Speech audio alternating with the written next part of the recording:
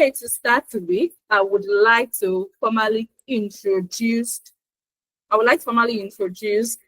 UStackSchool. UStackSchool has been around for a while right now, and you might not have heard about it, but we've been around and we've actually done a lot of things in the tech and business space, and we've actually grown to a large extent, and we are still growing.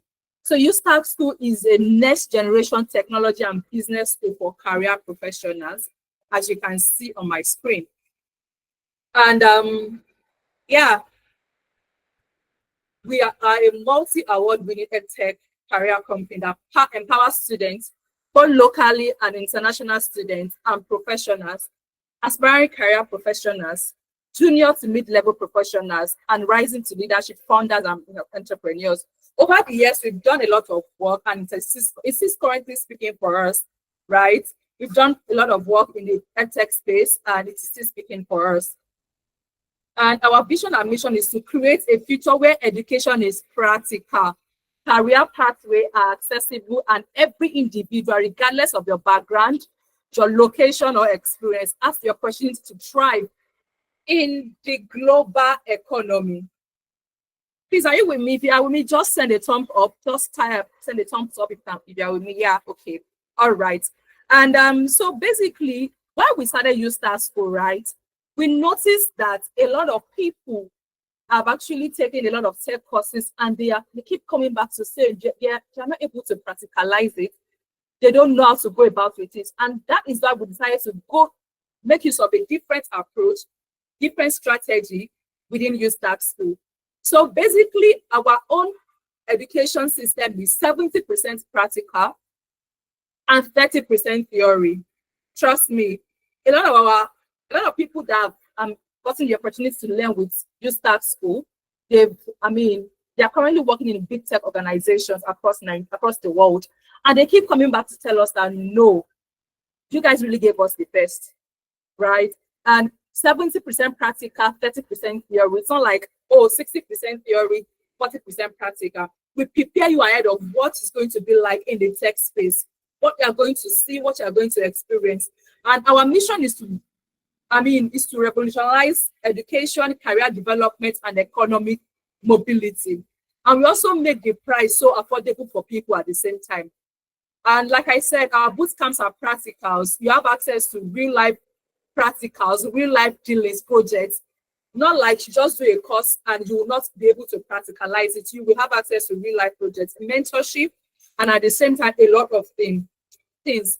And some challenges and pain points we saw for building a career path for beginners to leaders, switching fields, lack of practical skills. I know a lot of people will say that I don't know mathematics, I don't understand this. How do I break into tech? You don't need that. You don't need that. As long as you pay attention to things and you are open-minded, you are ready to do the work, you can break into tech, positioning for job opportunities, and a lot more. I have to be fast because we are going into user research immediately. This is our founder, Olatunji Fagbore. He's a globally recognized product entrepreneur and the founder of UStackSchool, which he founded out of the challenges faced in his career journey: access to information, practical skills, and penetrating the global job market. His passion for supporting students and career professionals in navigating the job market, landing their desired job, building and excelling in their career is the mission he strives to solve for. This vision of Olatunji Fagbore is a big one. I've spoken to a lot of founders, and I realized that it's a different ballgame here. Olatunji is so practical. He has gone through the challenges. He knows what it is like to break into tech. And with this experience, this knowledge, decided to start up UStackSchool to help people at the same time break into tech. Like I said, 70% practical and 30% theory. And Olatunji is a global talent. He has worked for global companies across the board, across Africa, USA, Canada, United Kingdom, Italy, and Asia. And is a recipient of UK Global Talent. I'm very sure you and I know, a couple of us know about UK Global Talent that help you, global talent, tech global talent to break into tech, easily move them to UK with your experience, with what you've done, everything. Do you understand? So now what we have next is our career program: product management and product owner, scrum master, project management, coming soon, and a lot more. We have a lot of things in place. And thank you for joining this program this night. I mean, the scholarship was a big decision for the company. And we know that this is going to help a couple of people like you, and it's going to help you understand our background knowledge into what product management is like. It is very simple. We are going to simplify this whole process for everybody. So on to the next. I would not want to waste so much of our time because we have a lot of things to cover this night. We will be moving to fundamentals of user research. Just confirm once you can see my screen, because I will stop sharing this slide. I will be moving to the other slide. Yeah, if you are enjoying this session, just thumbs up. Yeah, I want to see that thumbs up. Yeah, yes. Thank you guys. Thank you guys. Yes. So let's deep dive into fundamentals of user research. So before I proceed, right, before I get right into this, who can tell me what he or she understands about user research? You can type that in the chat box, or you want to unmute your mic. But before you unmute your mic, just raise your upper hand. I mean, click on the hands lifting sticker before you can unmute your mic. If you want to answer, you can. If you don't want to answer, you can send your definition, what you understand about user research, in the chat box. Oh, Douglas, thank you. You can unmute your mic and you can go ahead. Okay, good evening, guys. So, good evening, Douglas. User research basically have to do. Oh yeah, Douglas, 1 minute before you proceed, you can tell us where you are joining from, the state you are joining from. Okay, I'm joining from Port Harcourt, River State. Oh, all right. Yeah. All right. So user research have to do with the product manager getting to understand what users actually need and the kind of feature on that product that will meet users' needs. So get to understand, how do I really put it, beyond what users need and the features, also the aspect of the market where users are driving towards, so that you can pattern your product in line with that too. All right. So who wants to go again? Thank you, Douglas. I mean, like I said, it's going to be an interactive session this night. I don't just want to be the one doing the talking alone. I want you to contribute in order for us to understand what we are learning this night. If you want to talk, please raise up your hand before you talk, before you unmute your mic.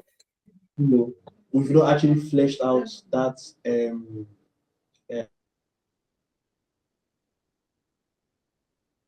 Okay, who is going next? Who wants to tell us the definition of user research? What you're okay? But it's the process of understanding user behavior. Okay. Yeah, Olufunmilayo, you can join, you can unmute your mic. Thank you, Okoyemi Bada, for that definition. Good evening, everyone. I mean, I already dropped this in the chat box. Yeah, I must have missed that. Sorry. Yeah. My name is. You can tell us. All right. Okay. So yeah, I simply understand user research as a way of understanding how users interact with a product or service. Okay, the way a user interacts with a product or service. Okay, Wisdom. Oh, thank you, Olufunmilayo. Thank you for that definition. I really appreciate that. Yes, Wisdom. It's involved carrying out. Yeah. Thank you, Wisdom. Okay, it's involved carrying out interview surveys to influence the design and development of a product. Nice one. Yes, you are right. You are correct. Who else wants to go before we proceed? Oh, Christiana, thank you. You can unmute your mic. So user research is the process of understanding the behavior and needs of like humans, the users, through like various methods like interview, survey. Yeah. All right. Thank you, Christiana, for that simple definition. I mean, everybody that sent their definition in the chat box, as well as everybody that unmuted their mic to speak, you guys are correct. I mean, thank you for that explanation, simplifying the understanding of user research for everybody. So let's get right into it. I want us to pick one or two things in tonight's session. Don't just join for joining's sake, like I said. Understand what user research is, because user research is one of the background of product development, product management. It's one key part of product management.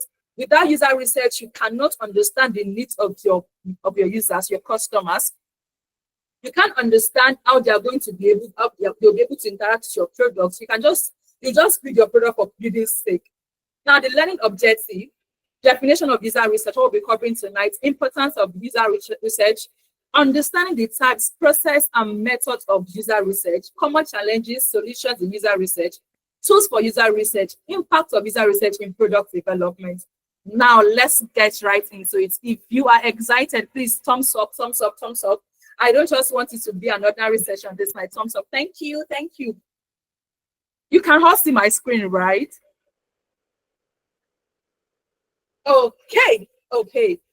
User research is the process of uncovering user needs, behaviors, motivations, and pain points through direct observation and systematic analysis.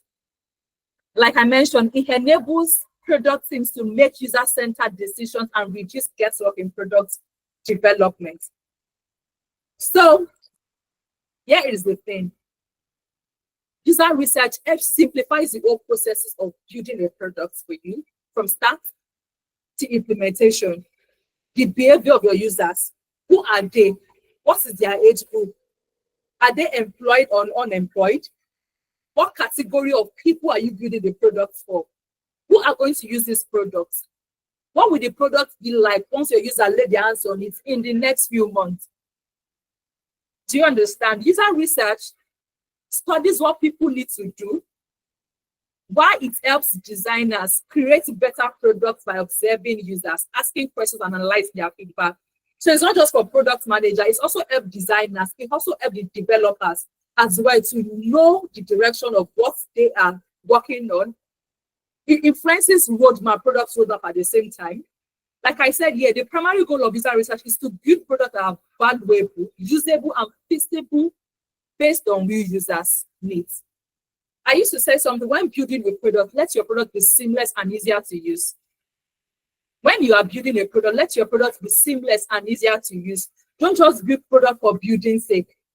Are your users convenient with the product? Will they be able to navigate through the cover page, the next pages on your product, on your website, or anything you are working on?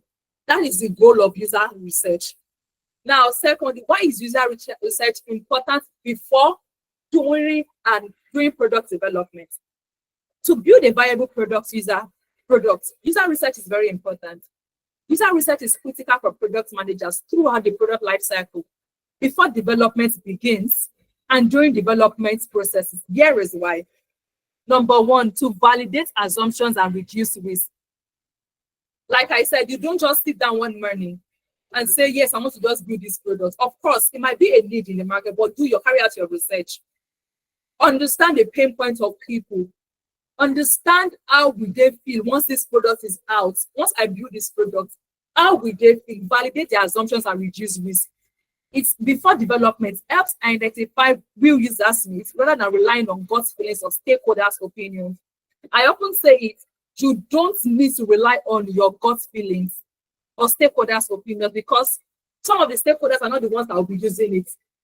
Stakeholders also include your customers as well. But the in-house stakeholders, the CEO of the companies, they are not necessarily the one that will be using it, but the people out there, the customers will be the one using it. So don't base your development on your gut feelings. Carry out user research. During development, it uncovers usability issues early, preventing costly rework post-launch. As a product manager, as you are diving into tech, especially product management, as a product manager, you need to carry out user research to validate assumptions and reduce risk. Example, a PM assumes users want a social sharing feature, but research to reduce privacy concerns, saving months of wasted efforts. Right? There's a particular app, a social sharing app, whereby there's this Lagos Ride app, right? If you're using Lagos Ride app or Bolt app, there's a privacy setting. So if as a product manager, you decide to build a product without the privacy setting, privacy concerns and all of that, it will just be a dead end. Also, secondly, uncovers the true user needs, pain points. It uncovers the pain points. So when carrying out your user research, to understand their needs and their pain points, it helps you develop the product to suit, to solve the user needs and their pain points. The next one we have here is, okay, Kay, you have a question? Sorry, thank you. Well done. Yeah. Please, can you go back? Okay, sure. So I wanted to know for the first one, validate as assumptions. So I like the before development, why it is important. But for during, how do you know your research is like before you build a product? How do you do that during development? How does research? I'm trying to connect it to why it is important in development. All right, thank you, Kay. So from my understanding, let me say this: user research is not only before you build a product. Let me clear that notion. You don't do user research alone during before development. You also do user research during product development. Even when you've launched, you need to keep doing user research. Haven't you heard of customers' feedback after building a product and your product is out there? People are using it already. But at some point in time, so customers are saying, no, we want this, we want that. 1 or 2, 3, 4, or 4 customers here, they're saying we want these features. Now you need to carry out a research as to why they want the features. I hope you understand, Kay. So user research is not only before development of a product. You carry out user research during the development because you keep iterating from time to time. Thankfully, we have agile methodology. You keep iterating, improving your products from time to time. Do you understand that? I hope you understand that. I don't know if that answers your questions, Kate. Okay. Chidioze, yeah. Okay, so just to add to that, and maybe speaking from a standpoint of continuous delivery. So we get to iterate. You have sprints, from sequentially, or cyclically, whatever that. Yeah. So so you get to do all of these things, and the idea is, so where this comes in is when you get to iterate, or you run some of these sprints, there are feedbacks, like you say. So you measure what you've been able to build, so to speak. Your deliverables, pretty much. And if there's a rework that needs to be done, if there's a bug that comes up somewhere along the line, this is where you figure some of these things out, even within, aside from when it gets to the point where you're launching, or it goes live, and your what's this thing we do after we go post life, like when you're just like watching out for you're watching out for all of those issues that will come up along the line. So pretty much, like, from the continuous delivery aspect of things, you're definitely getting those feedbacks. You're definitely adapting on the go. So okay, if we figure that this has happened along the line and there needs to be a rework, there needs to be a bug, there's a bug that needs to be fixed, it makes what's it called, so you're able to walk through all of those things. You're able to fix what needs to be fixed and continue along the line. So that way, whatever you're building gets better, or whatever it is that the user, so to speak, would have raised, would be addressed along the line. So that's it for me. Thank you. Thank you, Chidioze. Thank you so much for your contribution. Okay, I hope that answers your questions, right? Thank you, Chidioze. I really appreciate your contribution. So on to the next is we have to inform prioritization, roadmap decision. Like I said, user research also help during when you're building your product roadmap, right? It helps during that period. So before development, it helps prioritize which problems are worth solving first. Product roadmap breaks down the timeline. What needs to be done first, what needs to be done in the middle, what needs to be done after. That's what product roadmap covers. It covers the timelines, what the deliverables, and every necessary things, and the things that we are adding later in the future on our particular product. And during development, it validates if a feature is worth the engineering effort. That's the impact of user research for roadmap decisions. Impact, it ensures resources are spent on high-value features, not vanity projects. Like Chidioze mentioned that time, we prioritize the what are very important from our customers' feedback, also from our roadmap at the same time. For example, Airbnb continuously tests new features with small user groups before full rollout, avoiding wasted development time. Do you understand? Small user group. We will get to where you bring your user together and you ask your questions and you interview them, but we've not got there. For now, we are still dealing with why user research is important before and during product development. The next point is it improves usability, reduces friction. Like I said, any product that is not seamless, it is not user-friendly. Do you understand? It has to be seamless, and that is why we have user research. It improves usability, reduces friction before development, during development, and the impact. It reduces support tickets and increases user satisfaction. And you keep getting that feedback. Oh, my customers are satisfied. We need to keep doing more to get my customers satisfied with this product at the same time. Example, Slack. I'm very sure a lot of us are familiar with Slack. If you are familiar with Slack, just send a thumbs up, or you can just, oh, yeah. A lot of us are familiar with Slack, and as for many of us are not familiar with Slack, Slack is a communication tool that most companies use to communicate with their co-workers, their colleagues, everybody on one platform. An official communication tool. All right, nice. And next one is build stakeholders, alignment, and buy-in. So for the user research, when presenting to your stakeholders, you'll be able to have something tangible to present to your stakeholders. Oh, from the perspective of our users, what we are getting, this is what it's going to be like, and they're buying. So they'll be able to resonate with the need of the users at the same time. The next one is it saves time, money in the long run. You would actually try to avoid it helps you to avoid a lot of issues. It helps you avoid a lot of wasting of money, wasting of time. So you'll be focused on a particular thing. Oh, this is what these are the things our users are looking out for. These are the things, these are the challenges this product will solve once we roll out this product, once we launch. For example, IBM found that every $1 invested in UX research yields $10 to $100 in return. That is the impact of user research. So for every dollar they invested in the UX research, it yields $10 to $100 in return. So you understand the impact of user research as a PM. The next one we have is it enhances competitive advantage.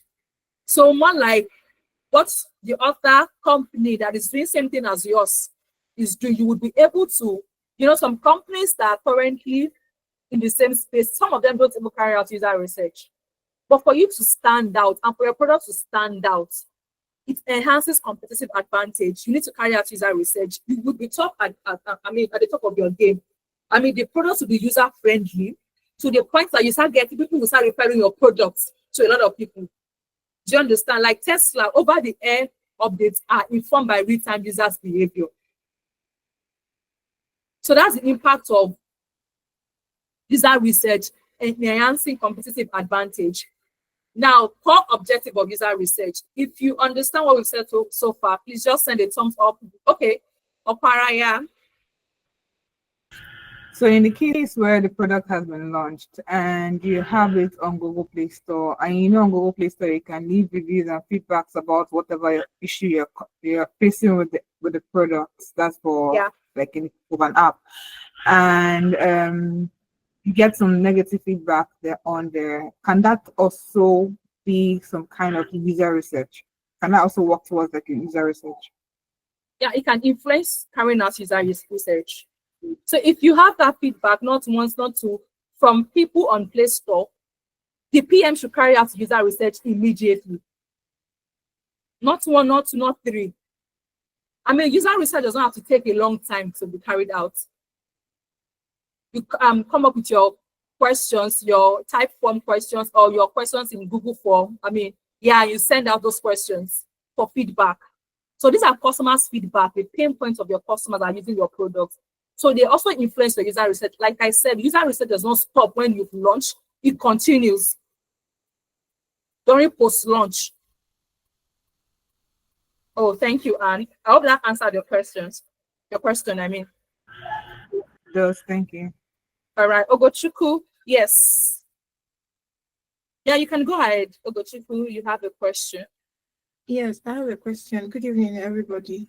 Good My evening. question is, after this lesson now, can we also get the slides of the course? I don't know. Okay, so that would be the information will be passed once this course this bootcamp is over. You know, it's a 3 days bootcamp. So the decision will be Yes. made within the stakeholders and they will pass that information across to everybody. Before probably tomorrow or the day after Okay. tomorrow. Is that okay? All right. All right. Okay. All right, Thank you. thank you. You're welcome. The next on the slide is the core goal of user research. Number one, to understand your users, like I said, their behavior, their goals, their pain points, inform design decisions, evidence-based rather than assumption-based. As a PM, don't just base your user research, your product development on assumption. Let there be evidence. Document your evidences on Notion or anywhere, on Google Sheet, everything. Document everything so that you'll be able to present them to stakeholders and every other people on the development team. Validate solutions in time. It tests concept before full development. It reduces risk, identify problems early when they are cheaper to fix on the development level.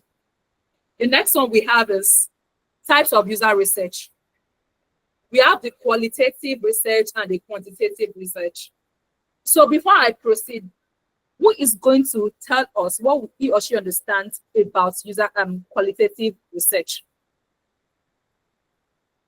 Yeah, you can see my screen, but your own personal understanding of what qualitative research is. Like I said, it's going to be an interactive session. Let's make it fast and snappy for us to be done in time.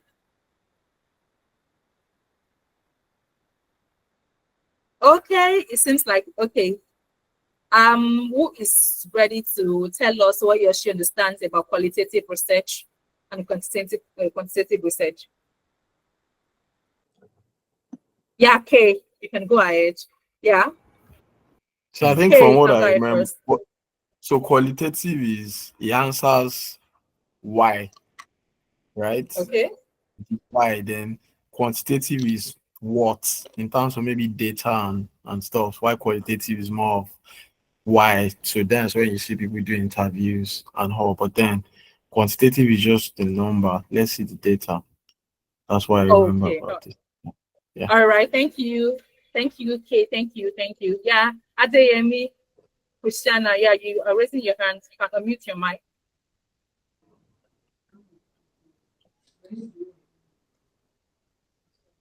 Yeah, I think Martin, somebody wants to talk. Adeyemi, Christiana, are you trying to say something?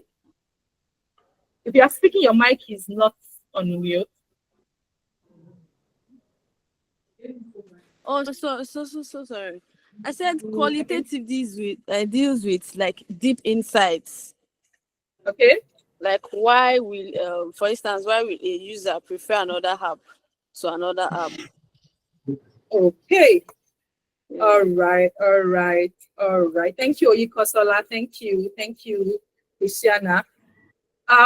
Oparaya, you can go ahead.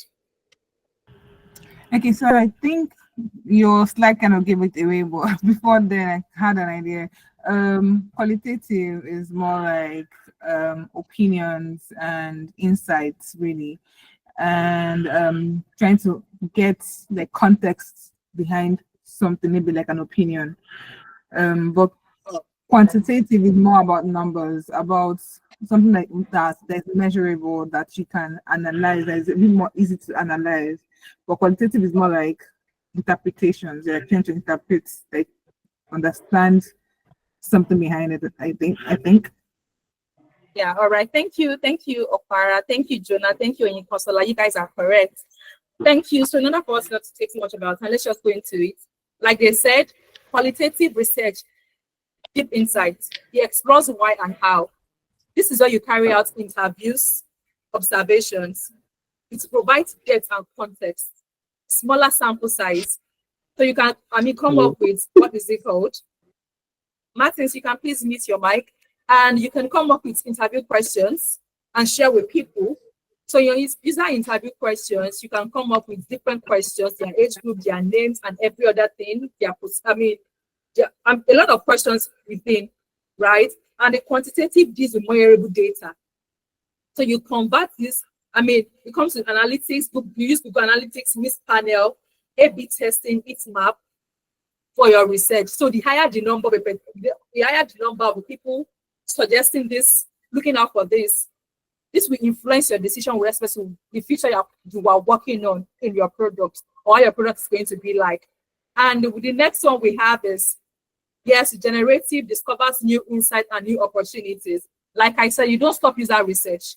You keep doing your user research until you get things right. During, you don't stop because of iteration. And you use this early in product development, ethnographic research, graphic research, and diary studies. And at the same time, we have evaluative, test and validate ideas used throughout development, usability testing, and A/B testing. Yes. Emily, yeah.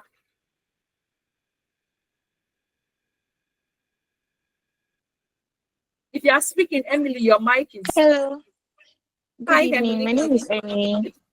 Please, can you slow down because you're a bit fast, and I think many people like me are just new into this. So some of the terms are very difficult, and because you're speaking really fast, I can't really grasp. And before I finish reading, you swipe. So please, can you slow down a bit?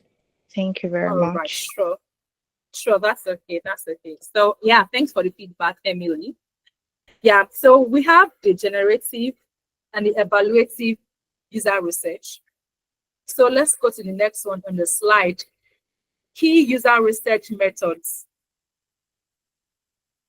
Like I mentioned earlier, we have several key user research methods. So before we proceed, who can tell me, yes, we all are familiar with interviews, right? Survey and questionnaires, usability testing, a lot more, right? But before I move to my next slide, I want somebody to just tell me one of the user research methods that he or she knows. One, and just one person before we proceed.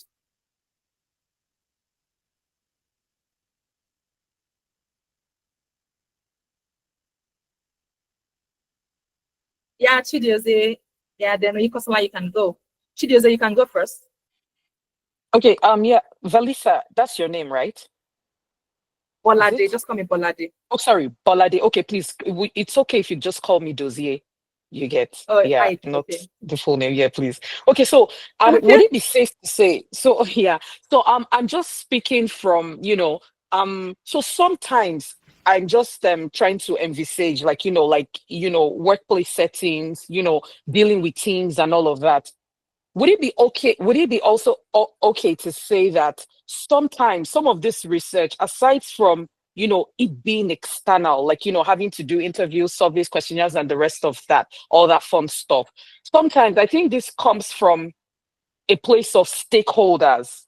I don't know if that's okay. I don't know if it happens, but I know I've been in settings whereby sometimes you want to get sometimes some of this research, so to speak, let's just put that word, saying that's what we're using.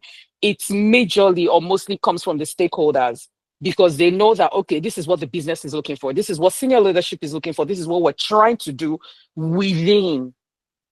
So say maybe if we're just dealing with HRS systems and policies and everything. So it's more like internal. It's more like, okay, this is what the stakeholders are gunning for, and this is what we have to meet, or this is more like the acceptance criteria to the deliverable, we're aiming. So yes, does that count? Yes, you can. Mm-hmm. Yes, it counts. It counts. Of course, it counts. For instance, I've seen a product whereby we have the admin dashboard, right? We have the admin dashboard. We also have the user's dashboard. Just a second, please. We've seen instances like that. So for the admin dashboard part, often the case, the stakeholders within the company can also help with user research information, because these are the things that most of these stakeholders are looking at, they are looking out for. that can easily be replicated for the other stakeholders serving as admin in those organizations that we are building the product for. So they can also help. Yes, you are right in that aspect. They also count as user research personnel that, I mean, you can get information from them at the same time. Yeah, thank you, Dozie, for that. Thank you. Oyinkansola, I guess Oyinkansola raised this. Oh, yeah. Christy, you can speak. Yeah, if you're speaking your mic, okay, yeah. Hi, good evening. I'm Christy I'm in Lagos, Nigeria. So concerning your question about what methods are being used, one method that I know is the A/B testing method.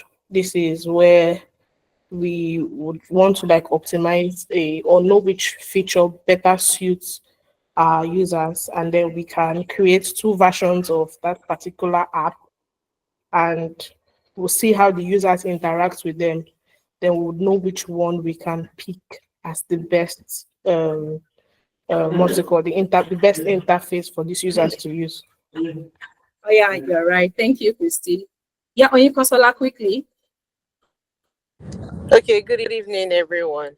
So Good I'll evening. say the survey method, right? Because most times Yeah. I feel like, and it's divided into two to me, because there's the one whereby you have the open-ended questions, whereby you actually get the thoughts and the opinions of people, and there's the one whereby you want them to select so it's like maybe you want them to lead you in a particular light, so you pick a yes or no, this or that question. So that's a survey method. All right. Thank you, Oyinkansola. Thank you guys for your contribution. I mean, you guys are all correct. So let's get right into it. Interview. Like you can see on my screen, in our screen, you have the structured, the fixed questions consistent across participants, the semi-structured, guide with flexibility to explore interesting responses. Like Oyinkansola said, the open-ended participant-led questions. And best for deep understanding of our user perspective and experiences. Often the case, I always say that when carrying out interview, don't restrict your questions to a particular, numbers. Break your questions down for you to be able to gather the information you need to build your roadmap and to build your product. We have the survey and questionnaires, best for gathering data from a large group quickly, question design, sampling method, response bias, and usability testing. We have researcher observes and interacts, the user, the product, the MVP part. User complete tasks independently, conducted online. So you can just gather a few numbers of people together online. And I'm trying to test this product. Let's see how it's going to be like. And they test and they give their feedback, right? Usability testing of your product. The next one we have is contextual inquiry, observing users in their natural environment. We also have card sorting. Users organize topics into categories, and it helps create intuitive information architecture. Often the case, we have the open-ended and we have the closed. And we also have diary studies. So you write those things down, and users record experience over time, captures the long-term use of data and the evolving behaviors. They write those things down. You can gather those information to influence your decision when you're building your product. We also have it's also useful for understanding processes and routines. We have the eye tracking, we have the A/B testing. So yes. And the next one we have is the user research process. So there are step-by-step guidelines you have to follow when you are documenting your user research, or you're trying to carry out your user research. Number one is define your research goals and objectives. If you don't understand the goal of your user research, it's going to be faulty. It's not going to even make sense to the stakeholders and the developers, everybody involved. So it is important you define your research goals and objectives. Clearly state as a PM, clearly state what you want to learn. What do you need to learn? How will findings be used? Align research goals with business objectives. And this helps you understand why users drop off during checkout on our e-commerce, for instance. So let's say, for instance, some users, an e-commerce platform, right? You have people that are using it a lot, but they keep adding to cart, but they are not checking out. They are not proceeding to checking out. They keep adding their product to cart on your e-commerce platform. So you need to understand why your users are dropping off during checkout. I mean, during, it's a mistake here, during adding to cart, right?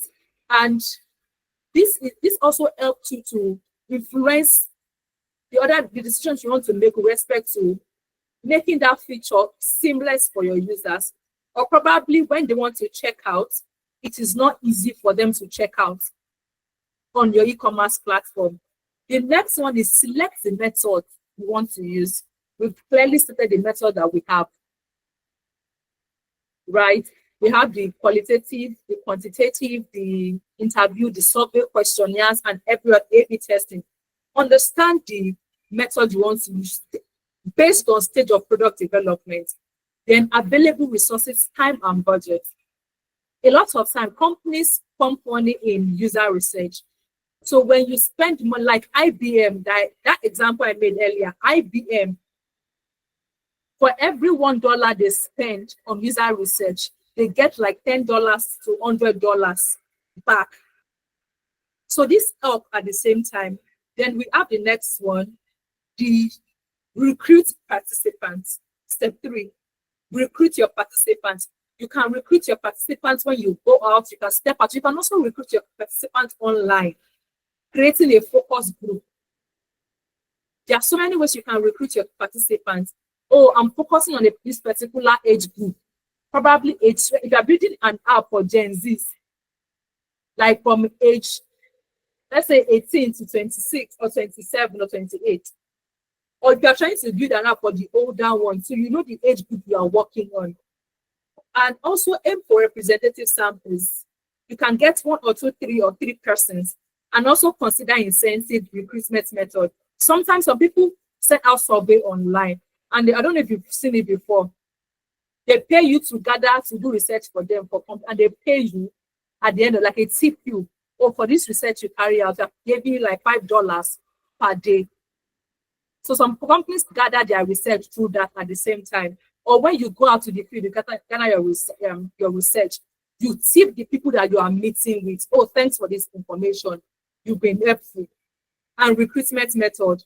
The next one we have is conduct your research. Prepare guides, materials, pilot test first, remain neutral, and avoid leading participants. Take control. Take control of the research as a PM. And also give room for the participants to speak, but take control as a PM to understand why you are carrying out the research. The next one is analyze the data.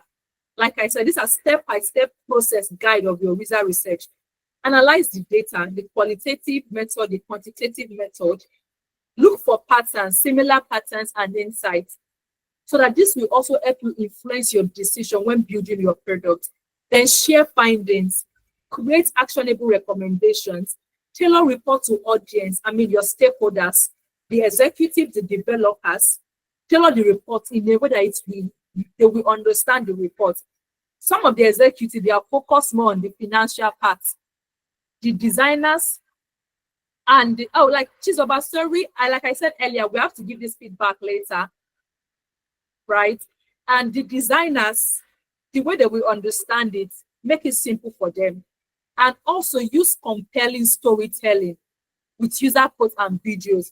Or in quotes, Mr. A said this will help solve his challenges if he gets a solution that helps with health tracking. If there's somebody that, okay, if you're trying to build an health tech product and you are actually trying to build a product for age group of 40 to 80, especially people that are dealing with diabetes or high blood pressure, you have to use compelling stories in order for the designers to understand what you are trying to build. Oh, Mr. O just said if he gets a system, a system that can, a product that can help him track his high blood pressure, or if he's feeling some signs, I need to write these things down on this app. Okay, and it gives you the result of what you are feeling like. Oh, can you hear me? Rachi, I think somebody said they can't hear me. Can you guys hear me? Oh, Rachi, if you can't hear me, I think you should probably, if you are using something to listen, you can unplug and plug again. All right, thank you guys. It also helps. The next one is informed designs. Oh, thank you, Jonah. Thank you. So the user research informed designs, it helps you create personas, journey map, prioritize issues based on severity and frequency, iterate based on findings. And the next one is best practice in user research. One, we have start early. Once you are carrying out your user research, start early. Don't wait. Don't wait until you have a prototype. Start very early. You carry out your user research through different methods. Mixed method, combine qualitative and quantitative approaches, especially if you have a timeline for the release of your MVP. Excuse me.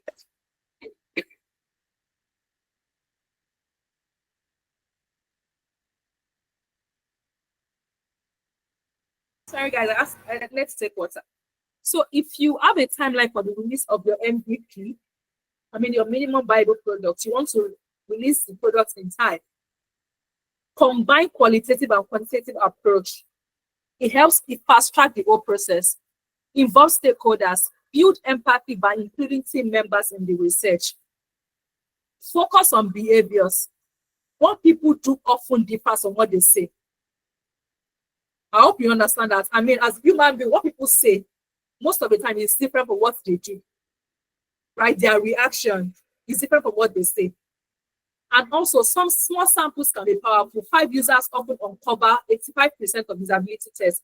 So you can bring like 5 people out of the people that you've conducted the research with, bring them together, let them quickly test this product with you, and they will give you their feedback. Excuse me. Document everything. Record sessions, take detailed notes, and you put them on your Notion or your Google Docs. At the same time, stay ethical, get consent, protect privacy, and be transparent when you are carrying out your user research. A lot of people don't want people to speak to them. So be careful, respect people's opinion, respect their privacy when you are carrying out your user research. And last but not the least, avoid bias. Be aware of confirmation bias and research influence. Avoid being biased. It helps a lot. Then the next one we have on the slide is common challenges and solution in user research. Sometimes PMs don't want to carry out user research because they often say, oh, they don't get the right participant in time. Like I said, carry out your user research in time. It is very important. Combine qualitative and quantitative approach. Solution, use multiple channels, screen carefully, offer appropriate incentive. And at the same time, we have next on the list is stakeholders dismissing qualitative findings. Yes, we get that a lot in the company. Stakeholders dismiss qualitative findings as a PM. Those are one of the challenges we face when you are trying to do your carry out user research and when you are trying to present it to stakeholders. Yeah, sometimes they can be dismissive, but don't worry, just carry them out.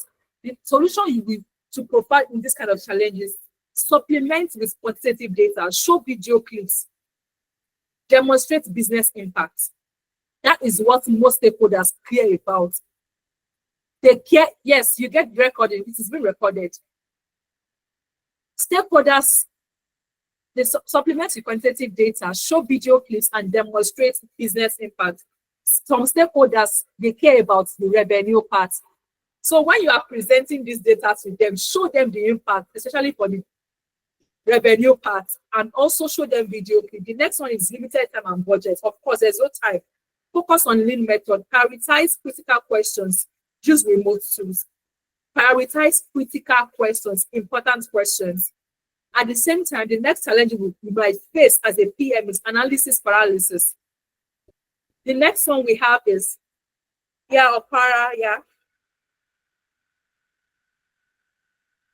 Yeah, I was wondering what lean methods, what you mean by lean methods and remote tools, just to be sure we're on the same page.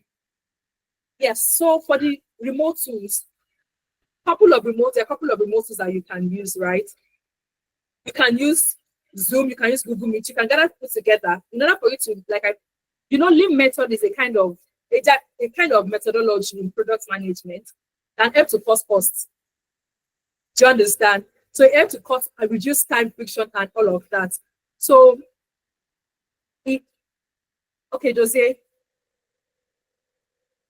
Oh no, keep on. I just wanted to also add to lean method. You know what it means is, so it's just like a process of eliminating waste. So anything that would delay or that is not needed, in a bid to achieve your deliverables, you cut it out, and you cut it out right on time, and then you keep up. So that's just an idea of lean, and yeah, it's in agile pretty much. Thank you. Yeah. Yes. So I don't know if you understand that. So there are a couple of tools. You can get people together on Google Meet faster, and you record the session. Instead of you to waste time or waste money to go out there, you get people together. You send some invites to people. Oh, I am doing this. I'm carrying out this research. I'm doing this product.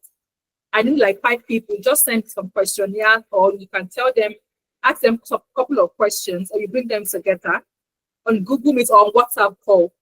So this helps to, like Jose said, it cuts costs, reduce waste. I don't know if that answers your question. All right. So yes, let's go to the next one. Tools for user research. We have the category, we have the examples. We have for survey, we have Google Form, Typeform, SurveyMonkey. For usability testing, we have Maze, we have Loopback, we have Pisberry, we have Usability Hub. For interviews, these apps are out there for us to have access to, right? For interviews, we have Zoom, we have Google Meet, we have Airtable. And I'm very sure a lot of us are familiar with most of these tools here. Google Form, Typeform, SurveyMonkey, Usability Hub. And for analytics, we have Google Analytics, we have Mixpanel, we have Hotjar. Oh, thank you guys. For repositories, we have Dovetail, we have Notion, we have Condense. Even if you're not familiar with Dovetail, we are familiar with Notion, right? So those are tools for user research, and more tools like that out there. And we have user research in product lifecycle. We have this discovery stage. For the user research in the product lifecycle, in the discovery stage, it helps you, it focuses on exploring problems and user context. At the ideation stage, I'm very let me just say this right now. Product lifecycle is in 5 stages, although there are some scholars that said it is more than 5 stages, right? But for now, it is 5 stages. You have the discovery stage, the ideation stage, you have the design stage, the development stage, and the post-launch, the launch and the post-launch stage, development and the launch and post-launch stage. For the discovery stage, you need user research to explore problems and user context. For the ideation stage, to test concepts, need validation. For the design stage, the prototype testing and usability.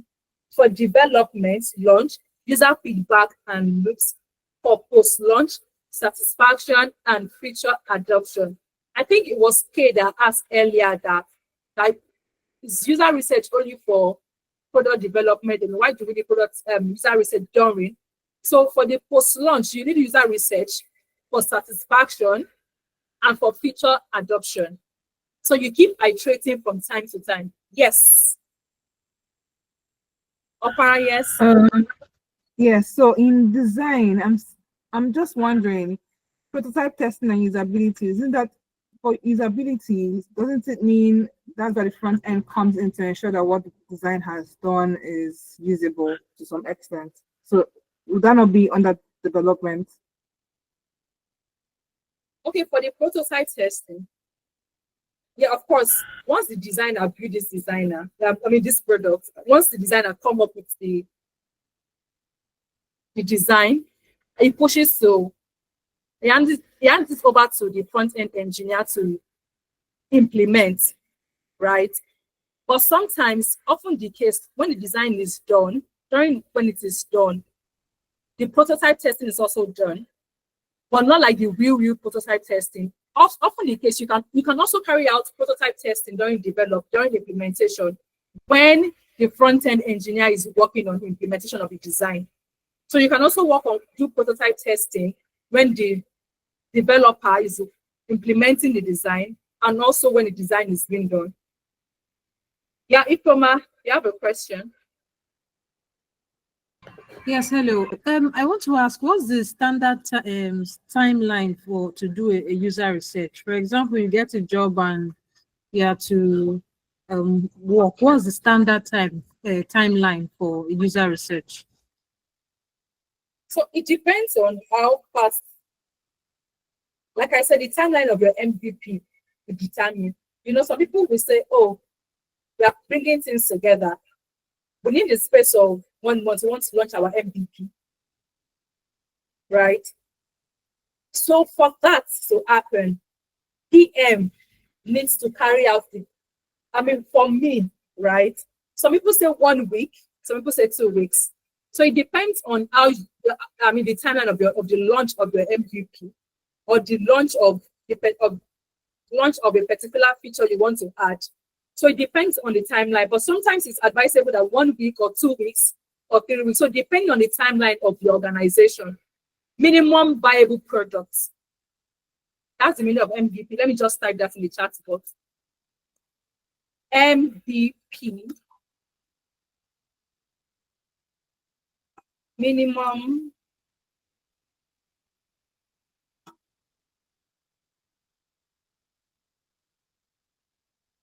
products. Yes, that's the meaning of MVP. So it depends on, or sometimes 1 week, 2 weeks, 1 month. It depends. I hope that answer your question. So I think we have just short time left. Let's go to the next one. Measuring the impact of user research. Number one, it's reduced development rework. Like we said earlier, it reduces guesswork, assumptions. So it reduces all this development work, do it again, engineer, do it again. Of course, we have the agile methodology, the iteration part. But sometimes doing a lot of rework can be tiring, right? So for the impact of user research, it reduces the development rework. It improves key metrics, conversion and satisfaction. So you keep getting feedback from your customers that, oh yes, I love this product. It is I'm satisfied with this feature, especially this particular feature on the app. It is seamless for your users, your customers. The next one is save costs cost savings from finding issues early, right? It saves costs, it saves time. It also increase team alignment and confidence. So there's a particular goal we are focused on as a team, the development team. This is what we are trying to develop. This is what we should focus on, and confidence. So there won't be confusion on the team at the same time. I hope you understand that. Then in conclusion, user research isn't a one-time activity, like I said. It is a continuous practice of listening, learning, and iterating. When done well, it transforms product development from guesswork to evidence-based design, creating solutions that really resonate with users. So if you align with this conclusion, just send a thumbs up. Send a thumbs up in the chat. Send a thumbs up. Send anything you want to send in the chat box. Yes. It helps you. Okay, yeah, Esther, you have a question. Right, yes. When done well, it transforms product development. It helps a PM a lot. It simplifies the process for the PM, for the product development group, and everybody, even the stakeholders and your users, and everybody is satisfied with your products, even you as a developer. Like I said, you keep iterating, you keep making changes when you keep getting feedback from your customers, from the user research, and a lot more. So if you have more questions, you can ask now before we close. Oh, thank you, Emily. That was enlightening. Thank you, Emily. Drop your comments. drop your comments. I mean, yeah. Oh, Esther, you have a question. How do PM work with clients who don't really fully understand the process? Okay. When you say clients, who asked that question? When you say clients, I mean, the person that asked that question, how do PM work with clients who don't understand the whole process and project? Okay, so here's the thing. When you build a product, right? Of course, PM interact with customers sometimes. Well, we have the customer success team, we have the customer support team. Oh, thank you, Opara. Thank you. We have the customer support team, we have the onboarding team, right? The feedback of the customers given to the customer success team or the program manager person, they give the feedback to the PM, and the PM communicates things back to the customer support or customer success, and the customer success person communicates back with the customer or the client. I mean, it is very important for product support, for customer support to know how to interpret the project and also simplify the project to customers, not making it cumbersome for them. That is why we have the customer support, the product support team, to simplify the whole process and make it easier for them to use. I don't know if that answers your question, the person that asked that question. Any more questions, please?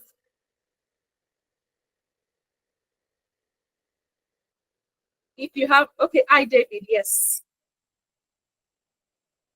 Oh, thank you, Opara. Thank you. It was Good evening. nice. Thank you. Thank you, Opara. You can go. Yeah.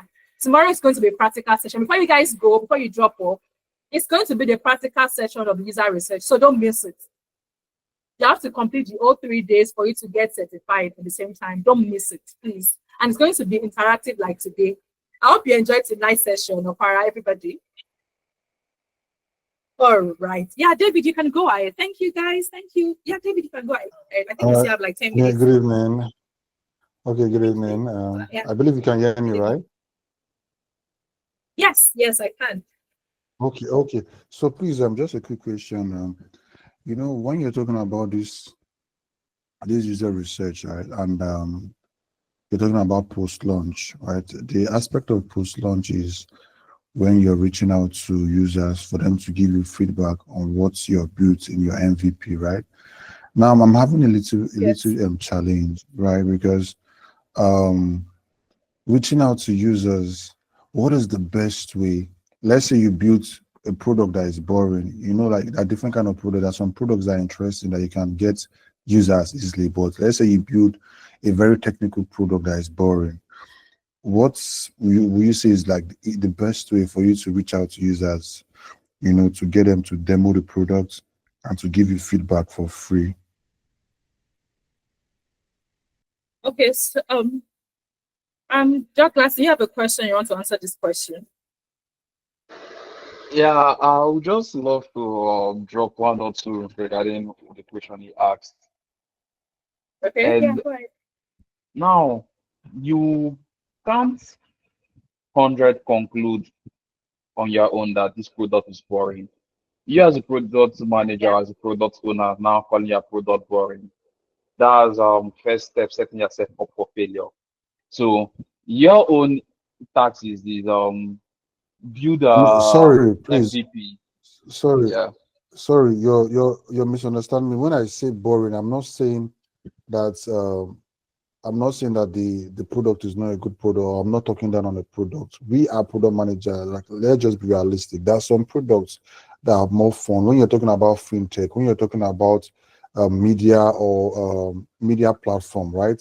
But when you're talking about more technical products, the only people that find it fascinating are people that understand the technicality of that product. Now, the product I'm talking about is a DevOps product.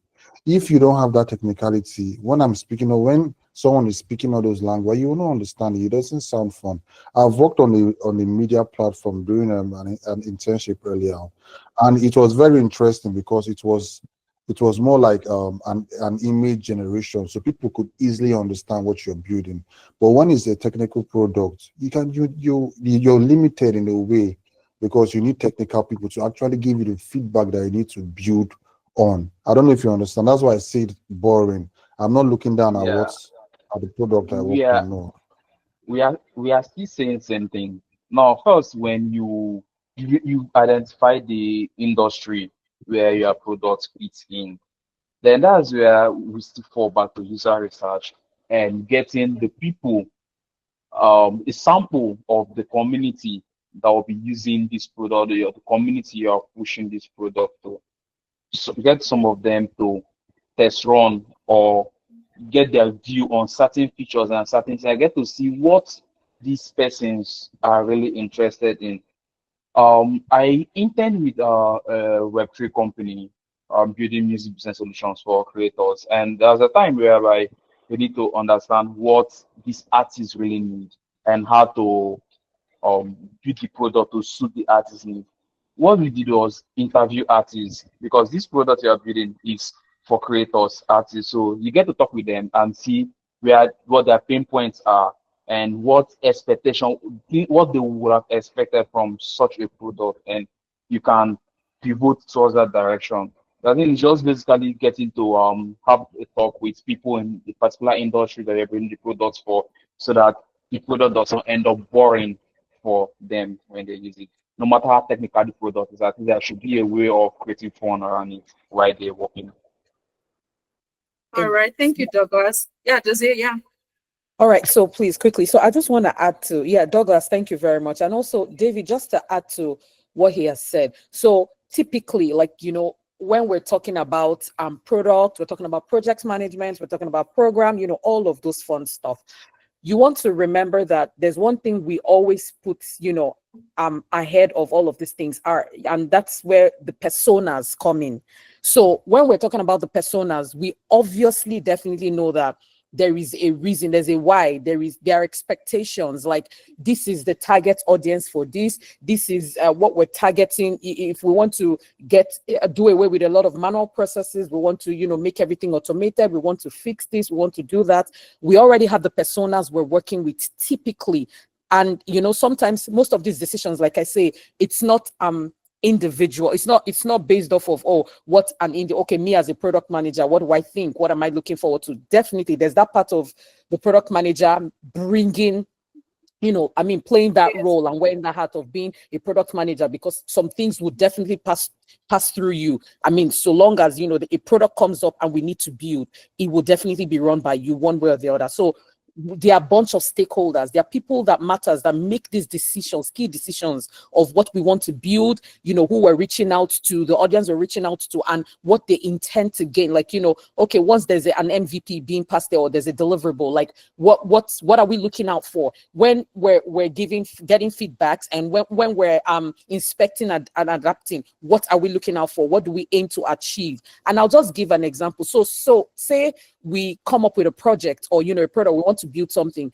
Ideally, as a company, we already have vendors, third-party vendors we work with. So if we know that we want to run something through audit, okay, there's Ernst & Young, and we already know that, as a company, this is the third-party vendor we need to work with to achieve or establish that, be it any HR system we're building, be it integrations, we already know what we're looking out for. So most times, or just to address that fear, it's not about building something boring, because guess what? There are people that need that product you're putting out there. There are people that it will be valuable to, and that's what we're focusing on. And regardless of however you see it, and not to invalidate what you say. Yeah, there's sometimes that some things come up and you're just trying to understand, like, what's this? What does it even aim to achieve? But that's because you're not the focus, you're not the target audience. So to you, it's more like, it's whatever, let's just go build whatever I want to do and release it. And whoever this works out for, the users at the end of the day. So like I said,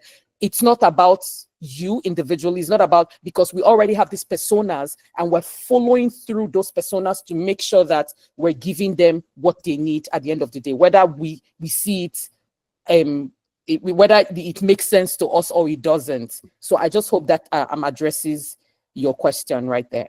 Yeah, thank you, Dozie. Thank you for your insight. Thank you, Douglas.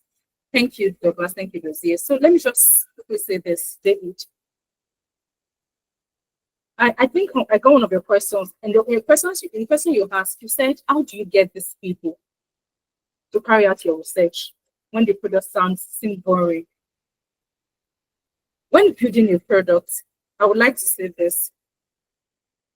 The PM, as a PM, you should be able to find a way to reach out to your users, to relate to your users. I think as a PM, sometimes it's important to also understand the sales part of business, not just the development part. When it comes to sales, selling of your products, you need to build trust, right? Like I said, to get these people to be able for you to be able to do this research, you need to find a way to reach out to them.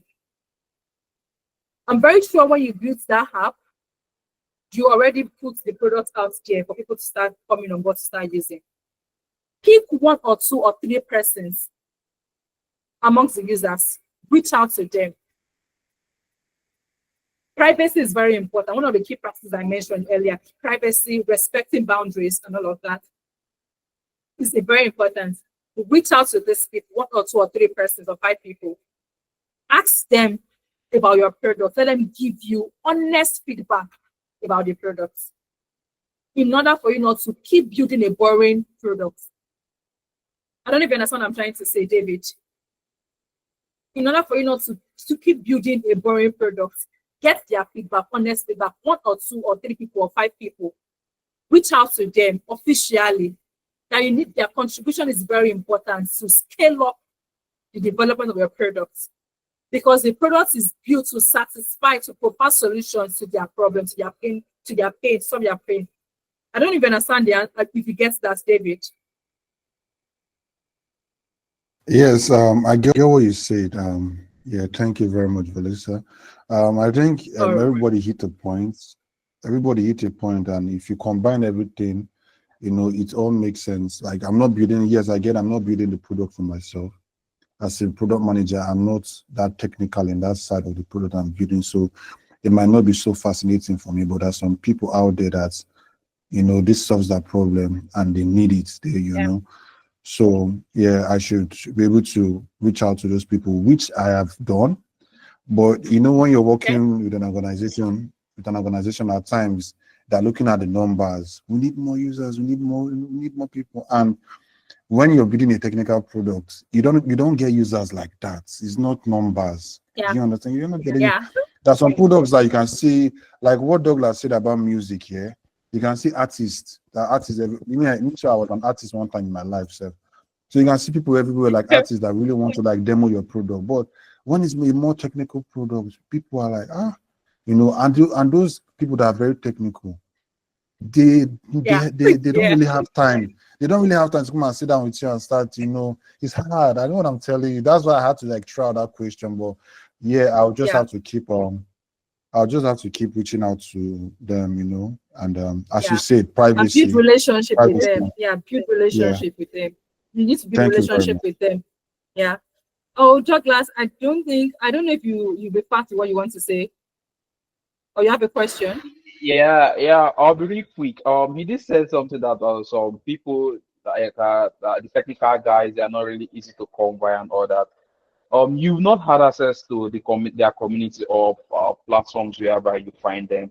There are different platforms for different kind of people. There are audience you get on Discord. There are audience you get on X and all that. So just get to find the community that they really express themselves freely and get access to those communities. Once you get access to those communities, and it's a go-go. All right. Thank you, Douglas. Thank you. David, you can try their community. All right. Thank you, guys. Thank you, Jose. Thank you, everybody. I don't know if that's the question. That's the last question for tonight. But let me just quickly show you our website. So, guys, you need to visit our website and you need to give us feedback on Trustpilot. We will be sending a mail alongside the certification once you are done with this bootcamp.